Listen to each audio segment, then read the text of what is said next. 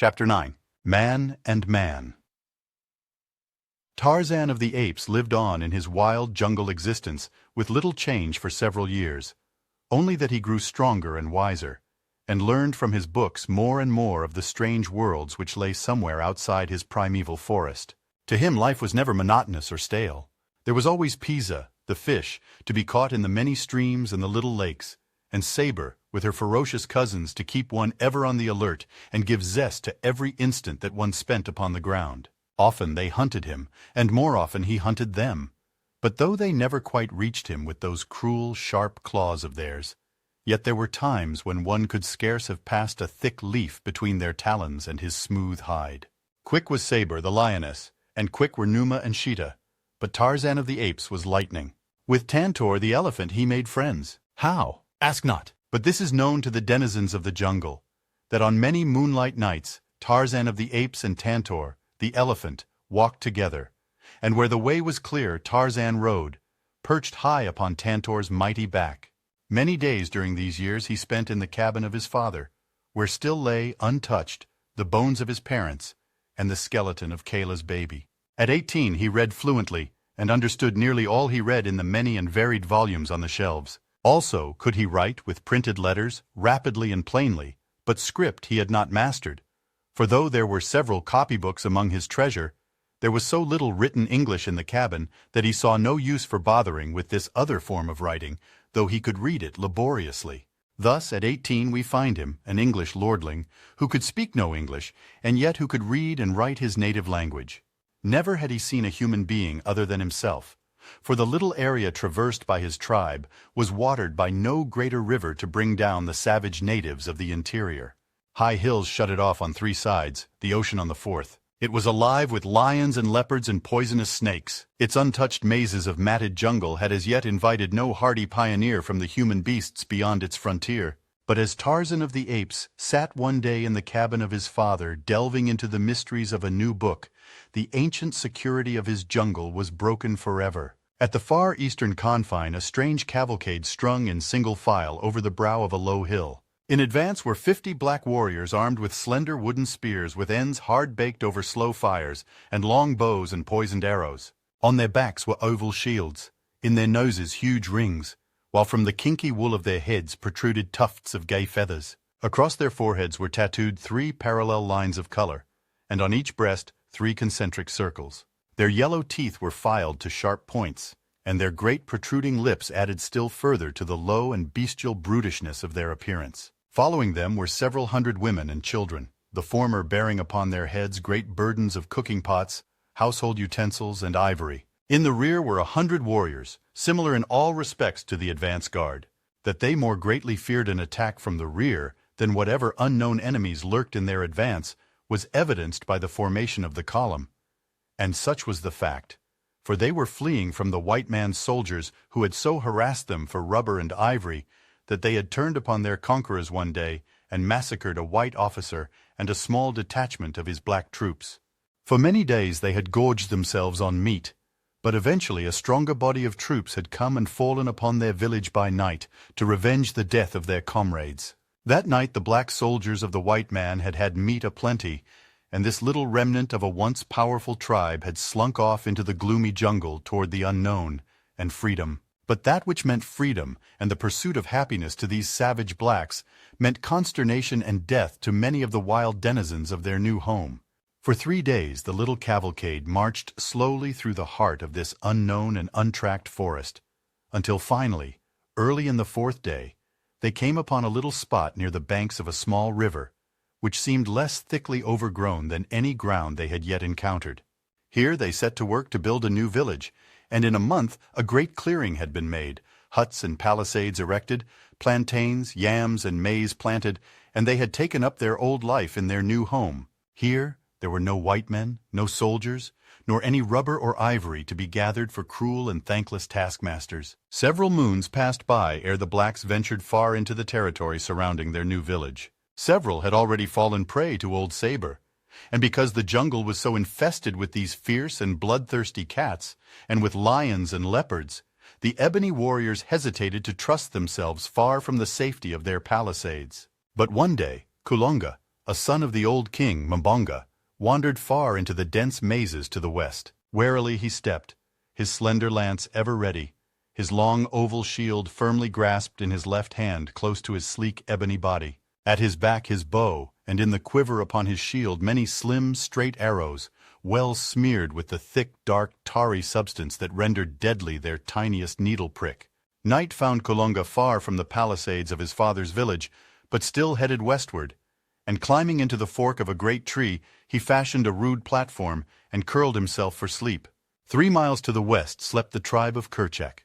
Early the next morning the apes were astir, moving through the jungle in search of food.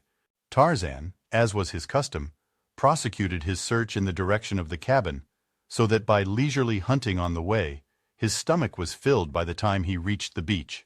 The apes scattered by ones and twos and threes in all directions, but ever within sound of a signal of alarm. Kayla had moved slowly along an elephant track toward the east, and was busily engaged in turning over rotted limbs and logs in search of succulent bugs and fungi, when the faintest shadow of a strange noise brought her to startled attention. For 50 yards before her the trail was straight, and down this leafy tunnel she saw the stealthy advancing figure of a strange and fearful creature. It was Kulonga. Kayla did not wait to see more, but turning, moved rapidly back along the trail. She did not run, but after the manner of her kind when not aroused, sought rather to avoid than to escape. Close after her came Kulonga. Here was meat. He could make a killing and feast well this day. On he hurried, his spear poised for the throw. At a turning of the trail, he came in sight of her again upon another straight stretch. His spear hand went far back, the muscles rolled, lightning-like, beneath the sleek hide. Out shot the arm, and the spear sped toward Kayla. A poor cast. It but grazed her side. With a cry of rage and pain, the she-ape turned upon her tormentor. In an instant the trees were crashing beneath the weight of her hurrying fellows, swinging rapidly toward the scene of trouble in answer to Kayla's scream. As she charged, Kulonga unslung his bow and fitted an arrow with almost unthinkable quickness. Drawing the shaft far back, he drove the poisoned missile straight into the heart of the great anthropoid. With a horrid scream, Kayla plunged forward upon her face before the astonished members of her tribe. Roaring and shrieking, the apes dashed toward Kulonga, but that wary savage was fleeing down the trail like a frightened antelope. He knew something of the ferocity of these wild, hairy men, and his one desire was to put as many miles between himself and them as he possibly could. They followed him, racing through the trees for a long distance, but finally, one by one, they abandoned the chase and returned to the scene of the tragedy. None of them had ever seen a man before, other than Tarzan, and so they wondered vaguely what strange manner of creature it might be that had invaded their jungle. On the far beach by the little cabin, Tarzan heard the faint echoes of the conflict, and knowing that something was seriously amiss among the tribe, he hastened rapidly toward the direction of the sound. When he arrived, he found the entire tribe gathered jabbering about the dead body of his slain mother.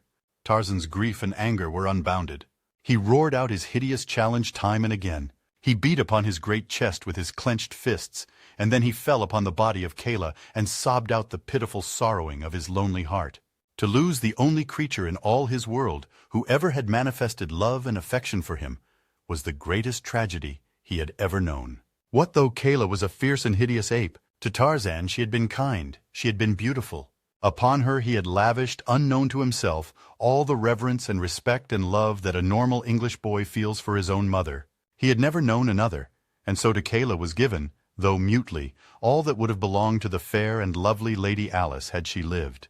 After the first outburst of grief, Tarzan controlled himself, and questioning the members of the tribe who had witnessed the killing of Kayla, he learned all that their meager vocabulary could convey. It was enough, however, for his needs. It told him of a strange, hairless black ape with feathers growing upon its head, who launched death from a slender branch, and then ran, with the fleetness of Bara, the deer, toward the rising sun. Tarzan waited no longer, but leaping into the branches of the trees sped rapidly through the forest.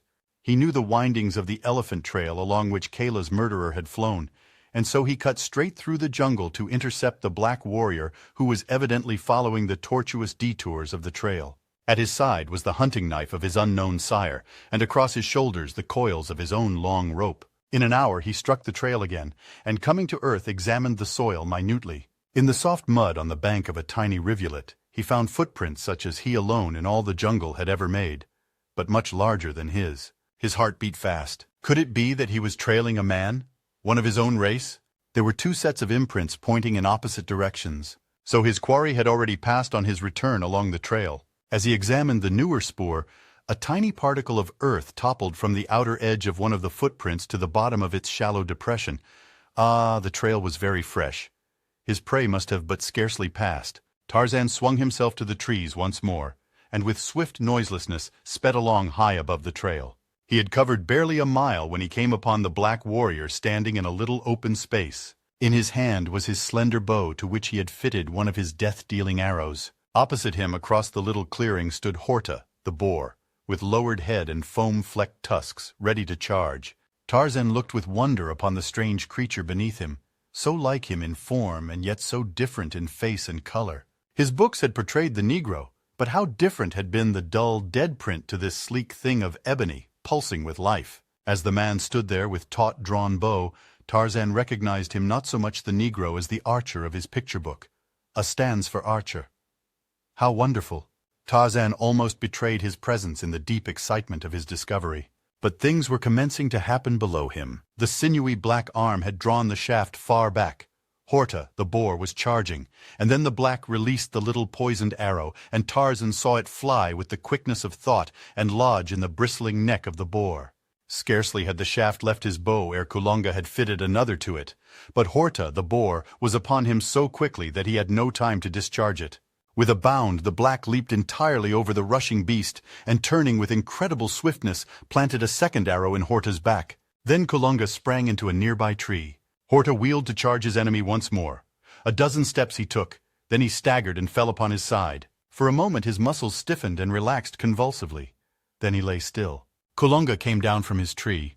With a knife that hung at his side, he cut several large pieces from the boar's body, and in the center of the trail he built a fire, cooking and eating as much as he wanted. The rest he left where it had fallen. Tarzan was an interested spectator. His desire to kill burned fiercely in his wild breast, but his desire to learn was even greater. He would follow this savage creature for a while and know from whence he came. He could kill him at his leisure later, when the bow and deadly arrows were laid aside. When Kulonga had finished his repast and disappeared beyond a near turning of the path, Tarzan dropped quietly to the ground. With his knife he severed many strips of meat from Horta's carcass, but he did not cook them. He had seen fire, but only when Aura, the lightning, had destroyed some great tree. That any creature of the jungle could produce the red and yellow fangs which devoured wood and left nothing but fine dust surprised Tarzan greatly, and why the black warrior had ruined his delicious repast by plunging it into the blighting heat was quite beyond him. Possibly Aura was a friend with whom the archer was sharing his food. But be that as it may, Tarzan would not ruin good meat in any such foolish manner, so he gobbled down a great quantity of the raw flesh, burying the balance of the carcass beside the trail where he could find it upon his return. And then Lord Greystoke wiped his greasy fingers upon his naked thighs and took up the trail of Kulonga, the son of Mbonga, the king. While in far-off London, another Lord Greystoke, the younger brother of the real Lord Greystoke's father, sent back his chops to the club's chef because they were underdone. And when he had finished his repast, he dipped his finger ends into a silver bowl of scented water and dried them upon a piece of snowy damask. All day Tarzan followed Kulonga, hovering above him in the trees like some malign spirit. Twice more he saw him hurl his arrows of destruction, once at Dango, the hyena, and again at Manu, the monkey. In each instance the animal died almost instantly, for Kulonga's poison was very fresh and very deadly. Tarzan thought much on this wondrous method of slaying as he swung slowly along at a safe distance behind his quarry. He knew that alone the tiny prick of the arrow could not so quickly dispatch these wild things of the jungle, who were often torn and scratched and gored in a frightful manner as they fought with their jungle neighbors, yet as often recovered as not. No, there was something mysterious connected with these tiny slivers of wood which could bring death by a mere scratch. He must look into the matter. That night Kulonga slept in the crotch of a mighty tree, and far above him crouched Tarzan of the Apes. When Kulonga awoke, he found that his bow and arrows had disappeared. The black warrior was furious and frightened, but more frightened than furious. He searched the ground below the tree, and he searched the tree above the ground, but there was no sign of either bow or arrows, or of the nocturnal marauder. Kulonga was panic-stricken. His spear he had hurled at Kayla, and had not recovered, and now that his bow and arrows were gone, he was defenseless, except for a single knife. His only hope lay in reaching the village of Mbonga as quickly as his legs would carry him. That he was not far from home he was certain, so he took the trail at a rapid trot. From a great mass of impenetrable foliage a few yards away, emerged Tarzan of the Apes to swing quietly in his wake. Kulonga's bow and arrows were securely tied high in the top of a giant tree, from which a patch of bark had been removed by a sharp knife near to the ground, and a branch half cut through and left hanging about 50 feet higher up. Thus Tarzan blazed the forest trails and marked his caches. As Kulonga continued his journey, Tarzan closed on him until he traveled almost over the black's head. His rope he now held coiled in his right hand. He was almost ready for the kill. The moment was delayed only because Tarzan was anxious to ascertain the black warrior's destination. And presently he was rewarded, for they came suddenly in view of a great clearing, at one end of which lay many strange lairs. Tarzan was directly over Kulonga as he made the discovery. The forest ended abruptly, and beyond lay 200 yards of planted fields between the jungle and the village. Tarzan must act quickly, or his prey would be gone. But Tarzan's life training left so little space between decision and action when an emergency confronted him that there was not even room for the shadow of a thought between. So it was that as Kulonga emerged from the shadow of the jungle, a slender coil of rope sped sinuously above him from the lowest branch of a mighty tree directly upon the edge of the fields of Mbonga. And ere the king's son had taken a half-dozen steps into the clearing, a quick noose tightened about his neck. So quickly did Tarzan of the Apes drag back his prey that Kulonga's cry of alarm was throttled in his windpipe. Hand over hand, Tarzan drew the struggling black until he had him hanging by his neck in midair. Then Tarzan climbed to a larger branch, drawing the still threshing victim well up into the sheltering verdure of the tree. Here he fastened the rope securely to a stout branch, and then, descending, plunged his hunting knife into Kulonga's heart. Kala was avenged. Tarzan examined the black minutely, for he had never seen any other human being. The knife with its sheath and belt caught his eye. He appropriated them. A copper anklet also took his fancy, and this he transferred to his own leg. He examined and admired the tattooing on the forehead and breast. He marveled at the sharp, filed teeth. He investigated and appropriated the feathered headdress, and then he prepared to get down to business, for Tarzan of the Apes was hungry. And here was meat of the kill, which jungle ethics permitted him to eat. How may we judge him by what standards this ape-man with the heart and head and body of an English gentleman and the training of a wild beast? Tublat, whom he had hated and who had hated him, he had killed in a fair fight, and yet never had the thought of eating Tublat's flesh entered his head. It would have been as revolting to him as his cannibalism to us. But who was Kulonga that he might not be eaten as fairly as Horta, the boar, or Bara, the deer? Was he not simply another of the countless wild things of the jungle who preyed upon one another to satisfy the cravings of hunger? Suddenly a strange doubt stayed his hand. Had not his books taught him that he was a man? And was not the archer a man also? Did men eat men? Alas, he did not know. Why then this hesitancy? Once more he essayed the effort, but a qualm of nausea overwhelmed him. He did not understand. All he knew was that he could not eat the flesh of this black man, and thus hereditary instinct, ages old, usurped the functions of his untaught mind and saved him from transgressing a worldwide law of whose very existence he was ignorant. Quickly he lowered Kulonga's body to the ground, removed the noose, and took to the trees again.